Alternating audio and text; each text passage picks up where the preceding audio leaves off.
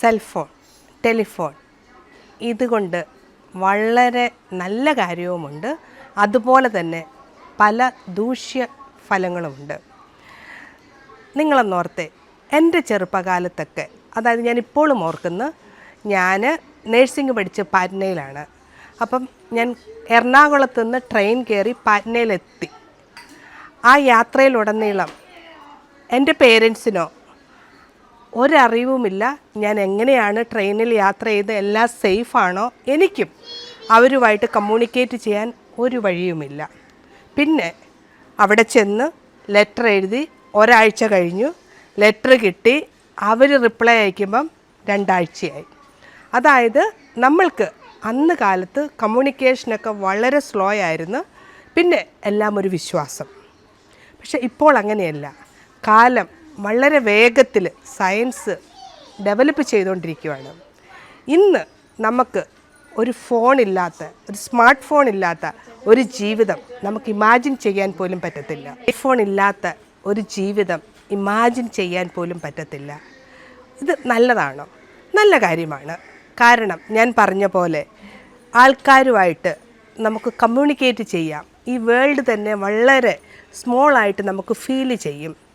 നമ്മുടെ സേഫ്റ്റിക്ക് വേണ്ടി നമ്മുടെ കുട്ടികളെ എവിടെയെങ്കിലും പോയി, അതുപോലെ തന്നെ നമ്മൾ എവിടെയെങ്കിലും പോയാൽ ഒന്ന് ഫോൺ വിളിച്ച്, നീ എവിടെയാണോ, എല്ലാം സേഫാണോ, എല്ലാം ഓക്കെ ആണോ, അതുപോലെ തന്നെ എന്തെങ്കിലും ആപത്ഘട്ടത്തിലാണെങ്കിൽ ഒരാളെ ഒന്ന് കോണ്ടാക്റ്റ് ചെയ്യാൻ വേണ്ടി, അതായത് കമ്മ്യൂണിക്കേഷന് വളരെ ഇമ്പോർട്ടൻ്റ് ആയിട്ടുള്ള പ്രയോജനമായിട്ടുള്ളൊരു കാര്യമാണ് സെൽഫോൺ. അതുപോലെ തന്നെ എനിക്കറിയാം, പണ്ട് കാലത്തൊക്കെ ഞാൻ ഇപ്പോൾ എൻ്റെ അമേരിക്കയിലുള്ള ഫ്രണ്ട്സിനോടൊക്കെ ചോദിക്കുമ്പോൾ അവർക്ക് അവരുടെ ഗ്രാൻഡ് പേരൻസുമായിട്ടോ അങ്കിളുമായിട്ടോ ആൻറ്റിമാരുമായിട്ടോ അത്രയ്ക്ക് നല്ലൊരു റിലേഷൻഷിപ്പ് ഇല്ലായിരുന്നു. കാരണം ഞാൻ പറഞ്ഞതുപോലെ എഴുത്തെഴുതി അവിടെ എത്തി റിപ്ലൈ ചെയ്ത് കുറേ സമയമാകും. പിന്നെ ലാംഗ്വേജ് ബാരിയറും അങ്ങനെ പല കാരണങ്ങൾ കൊണ്ടും അത്രയ്ക്ക് സ്ട്രോങ് ആയിട്ടുള്ള ഒരു കമ്മ്യൂണിക്കേഷനും റിലേഷൻഷിപ്പും കുറവായിരുന്നു. എന്ന് വിചാരിച്ച് എല്ലാവരും അങ്ങനെയാണെന്ന് വിചാരിക്കരുത്, അങ്ങനെ അല്ലാത്തവരുമുണ്ട്.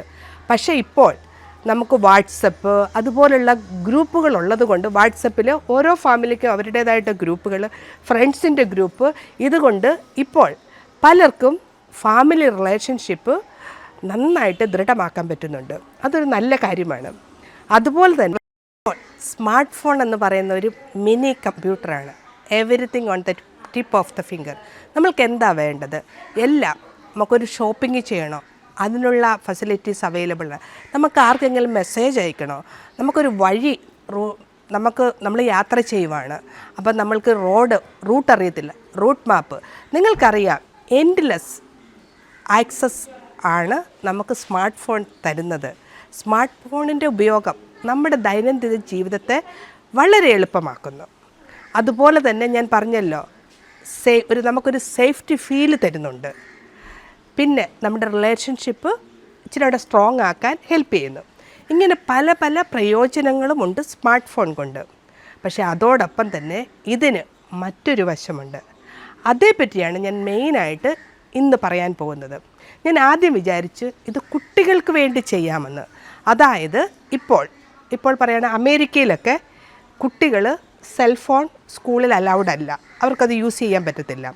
അതുപോലെ തന്നെ ഈയിടെ ഞാൻ അറിഞ്ഞു ഓസ്ട്രേലിയയിൽ കുട്ടികൾക്ക് സോഷ്യൽ മീഡിയ ബാൻ ചെയ്തിരിക്കുകയാണ്. അപ്പോൾ ഇവിടെയും ഞാൻ സ്കൂളുകളിൽ സംസാരിച്ചപ്പോൾ സ്കൂളിൽ സെൽഫോൺ അലൗഡ് അല്ല, പക്ഷേ നമ്മുടെ കുട്ടികൾ ഇത് വീട്ടിൽ ഉപയോഗിക്കുന്നുണ്ടോ, അവർക്ക് നെറ്റ് കണക്ഷൻ ഉണ്ടോ, സ്മാർട്ട് ഫോൺ ഉണ്ടോ, അവരെങ്ങനെയൊക്കെയാണ് ഇത് ഉപയോഗിക്കുന്നത് എന്ന് ഞാൻ ചിന്തിച്ചപ്പോൾ കുട്ടികൾക്ക് മാത്രമല്ല മുതിർന്നവർക്കും ഇതിനെപ്പറ്റി ഒരു അവലോകനത്തിൻ്റെ ആവശ്യമുണ്ടെന്ന് എനിക്ക് തോന്നി. അതായത് മെയിനായിട്ടും നമ്മൾ സെൽഫോണിനെ പറ്റി പറയുമ്പോൾ നമ്മളെപ്പോഴും ചിന്തിക്കണം, സെൽഫോണെന്ന് പറയുന്നത് നമ്മൾ എന്താണ് ആ സോഷ്യൽ മീഡിയയിൽ നമ്മൾ എന്ത് പോസ്റ്റ് ചെയ്യുന്നതോ അത് ഫോർ എവർ അത് അവിടെ എന്നും കിടക്കും. അപ്പം നമ്മളെപ്പോഴും വളരെ കെയർഫുൾ ആയിരിക്കണം നമ്മൾ എന്താണ് സോഷ്യൽ മീഡിയയിൽ അപ്ലോഡ് ചെയ്യുന്നത്. ഇപ്പോഴത്തെ എൻ്റെ അറിവിൽ നിങ്ങൾക്ക് ഭാവിയിൽ ഒരു ജോലി വേണം. അപ്പോൾ പണ്ടൊക്കെ നമുക്ക് പ്രീവിയസ് ജോലി ചെയ്തെടുത്തുനിന്നോ നമ്മുടെ സ്കൂളിൽ നിന്നോ കോളേജിൽ നിന്നോ കോണ്ടാക്ട് സർട്ടിഫിക്കറ്റ് കിട്ടുമായിരുന്നു. ഇപ്പോൾ ഇങ്ങനെയുള്ള നിങ്ങളുടെ പുതിയ ജോലി നിങ്ങൾ അന്വേഷിച്ച് ചെല്ലുമ്പോൾ ആ അഡ്മിനിസ്ട്രേഷൻ നിങ്ങളുടെ സോഷ്യൽ മീഡിയയിൽ കയറി ചെക്ക് ചെയ്യാറുണ്ട്. ആ സോഷ്യൽ മീഡിയയിൽ നിങ്ങൾ എങ്ങനെയാണ് ആക്റ്റീവ്, എന്തെല്ലാം കാര്യങ്ങളാണ് നിങ്ങൾ ചെയ്യുന്നത്, എന്താണ് പോസ്റ്റ് ചെയ്യുന്നത്, ഇതൊക്കെ നോക്കാൻ അവർക്ക് സാധിക്കും. അതുകൊണ്ട് നമ്മളെപ്പോഴും കെയർഫുൾ ആയിരിക്കണം നമ്മൾ എന്താണ് സോഷ്യൽ മീഡിയയിൽ അപ്ലോഡ് ചെയ്യുന്നതെന്ന്.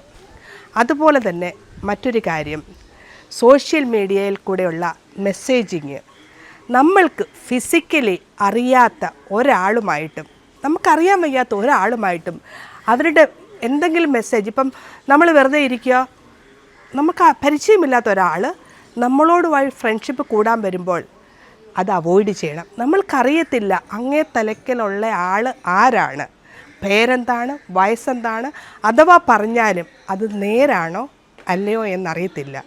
പിന്നെ എപ്പോഴും നമ്മൾ ഓർക്കണം, ഇങ്ങനെയുള്ള കൂടുതൽ ആൾക്കാരും ഒരു മിഡ് നൈറ്റിലൊക്കെയാണ് വരുന്നത്.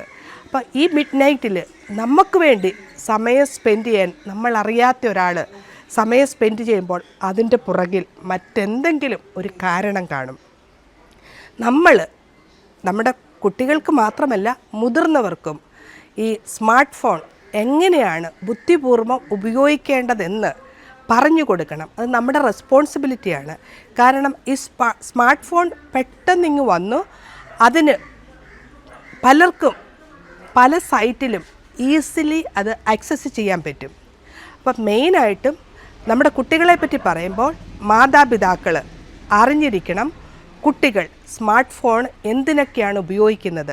അവർക്കൊരു ടൈം ലിമിറ്റ് കൊടുക്കണം, ഇത്ര സമയം, അതിൽ കൂടുതൽ അതിനു വേണ്ടി സ്പെൻഡ് ചെയ്യാൻ ഉപയോഗിക്കരുത്.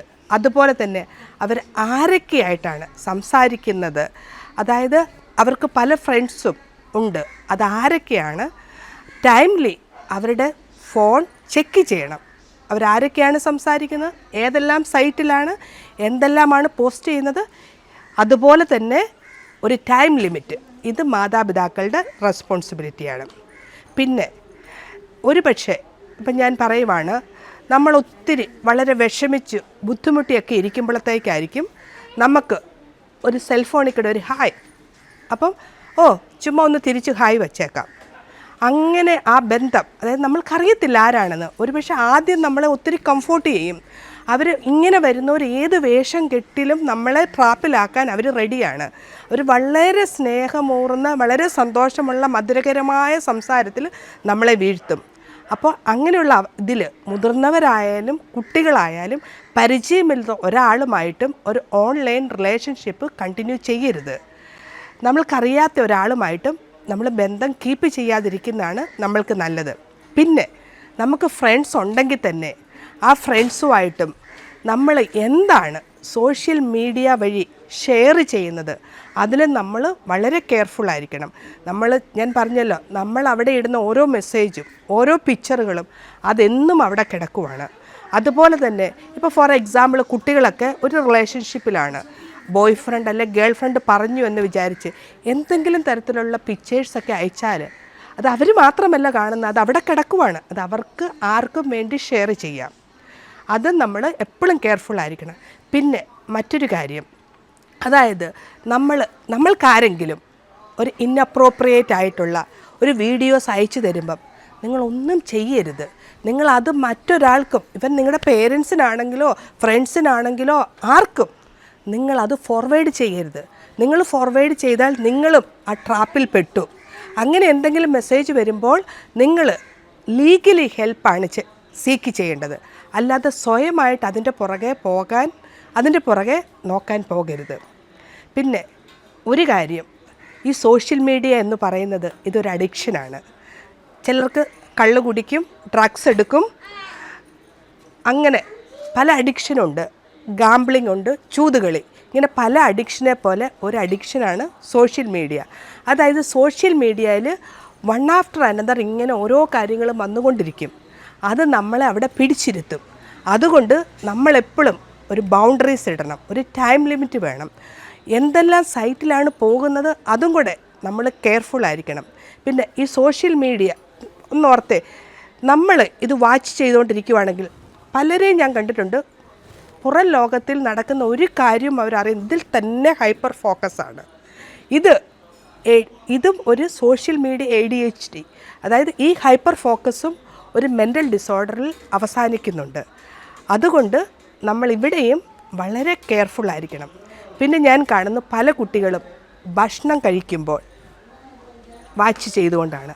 അതായത് നമ്മൾ ഭക്ഷണം കഴിക്കുമ്പോൾ എപ്പോഴും ആ ഭക്ഷണത്തിൻ്റെ രുചിയും മണവും ടേസ്റ്റും അറിഞ്ഞു വേണം കഴിക്കാൻ, വേണ്ട വിധം ചവച്ചരച്ച്. അതായത് നമ്മുടെ ഡൈജഷൻ തുടങ്ങുന്നത് വായിലാണ്. അപ്പോൾ അവിടുന്ന് തന്നെ അത് നമ്മൾ വേണ്ട വിധം എൻജോയ് ചെയ്ത് വേണം കഴിക്കാൻ. ഇപ്പം നമ്മൾ സോഷ്യൽ മീഡിയയിൽ ഓരോന്നും വാച്ച് ചെയ്തുകൊണ്ടാണെങ്കിൽ നമ്മൾ കഴിക്കുന്ന ഫുഡിൻ്റെ എമൗണ്ട് നമ്മൾ അറിയുന്നില്ല, എന്താ കഴിക്കുന്നതെന്നും അറിയത്തില്ല. ചിലർ അമിത ആഹാരം കഴിച്ച് വണ്ണം വെക്കും. ചിലരാണെങ്കിൽ ഇത് കണ്ടുകൊണ്ടിരിക്കും, അവർക്ക് വിശപ്പുമില്ല, ദാഹവുമില്ല, എഴുന്നേറ്റ് പോയി ഫുഡ് കഴിക്കാൻ പോലും അവർക്ക് മടിയാണ്. അപ്പോൾ ഇങ്ങനെ ഒരു കാര്യമുണ്ട്. പിന്നെ മറ്റൊന്ന് ഗെയിമിങ്, അതായത് സോഷ്യൽ മീഡിയ വഴി കുട്ടികൾ പല ഗെയിംസും കളിക്കുന്നുണ്ട്. ആ ഗെയിംസ് വഴി പലരും, നിങ്ങൾക്കറിയാമല്ലോ, പലരും ഗെയിംസിൻ്റെ ബെറ്റ് വഴിയും ഓരോ ചലഞ്ചസ് വഴിയും ജീവിതം അവസാനിപ്പിച്ചവരെ നമുക്കറിയാം. അതായത് നമ്മൾ ഇങ്ങനെയുള്ള ഒരു ഗെയിമിങ്ങിൽ പെട്ടുപോയാൽ നമ്മൾ അതിൽ അങ്ങോട്ട് ഇൻവോൾവായി അതിൽ നിന്ന് വെളിയിലോട്ട് വരാൻ ഭയങ്കര പ്രയാസമാണ്. അത് നമ്മുടെ ജീവിതത്തെ നമ്മൾ അഫക്റ്റ് ചെയ്യും. നമുക്ക് മറ്റൊന്നിനോടും താല്പര്യമില്ല, അതിൽ തന്നെ ഹൈപ്പർ ഫോക്കസ് ആകും. ഒരു പക്ഷേ ആ ചലഞ്ചസിൻ്റെ ഭാഗമായിട്ട് ജീവിതം അവസാനിപ്പിച്ച പലരെയും എനിക്കറിയാം. അപ്പോൾ നമ്മളെപ്പോഴും ഇങ്ങനെയുള്ള കാര്യങ്ങൾ കെയർഫുള്ളായിരിക്കണം. അതായത് ഞാൻ പറഞ്ഞു വരുന്നത്, സോഷ്യൽ മീഡിയ നല്ലതാണ്, അത് നല്ലതായിട്ട് ഉപയോഗിച്ചാൽ അതിന് മറ്റൊരു ചീത്ത വശവും കൂടിയുണ്ട്. അപ്പം നമ്മളെപ്പോഴും നമ്മൾ എന്താണ് സോഷ്യൽ മീഡിയയിൽ ഇടുന്നത്, എന്തിനൊക്കെയാണ് ഈ സ്മാർട്ട് ഫോൺ ഉപയോഗിക്കുന്നത്, ഇതെപ്പോഴും നമ്മൾ ചിന്തിച്ച് ഇത് വൈസായിട്ട് ഉപയോഗിക്കണം. ഓക്കെ.